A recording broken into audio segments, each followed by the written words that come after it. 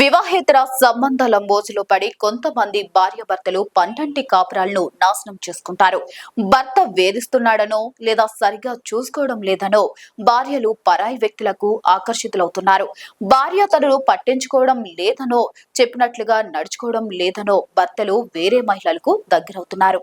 అయితే విషయం అక్కడితో ఆగిపోవడం లేదు. ప్రియుడు లేదా ప్రియురాలి మోజులో పడి కట్టుకున్న వారిని కడ తీర్చేందుకు భాగస్వాములు సిద్ధమవుతున్నారు.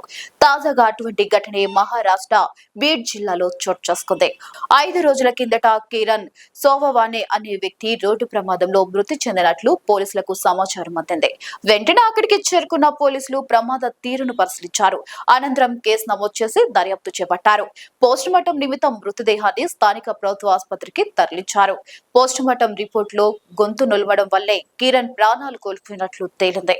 సాధారణ రోడ్డు ప్రమాదం కాదని నిర్ధారించుకున్న పోలీసులు మరింత లోతుగా విచారణ జరిపారు. దర్యాప్తులో సంచలన విషయాలను గుర్తించారు.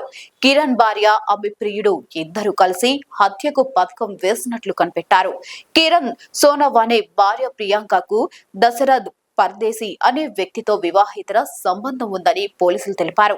భర్తను అడ్డు తొలగించుకునేందుకు ప్రియాంక దశరథ్ పథకం ప్రకారం హత్య చేసినట్లు పేర్కొన్నారు. కిరణ్ ను దశరథ్ అతని స్నేహితుడు ధీరజ్ గోడే గొంతు నులిమి చంపారని వెల్లడించారు. ఆ తర్వాత రోడ్డు పక్కన ద్విచక్ర వాహనం కింద మృతదేహాన్ని పడుకోబెట్టి ప్రమాదంగా చిత్రీకరించే ప్రయత్నం చేశారని చెప్పారు. అనంతరం తన ప్రియురాలు ప్రియాంకకు దశరథ్ ఫోన్ చేసి ప్రోగ్రాం ఓకే అని చెప్పినట్లు పోలీసులు తెలిపారు. ఆ తర్వాత ముగ్గురు నిందితులు పన్వేలుకు పారిపోయారని వెల్లడించారు. సాంకేతిక పరిజ్ఞానంతో దర్యాప్తు నిర్వహించిన ముగ్గురు నిందితులను అరెస్ట్ చేసినట్లు పోలీసులు పేర్కొన్నారు.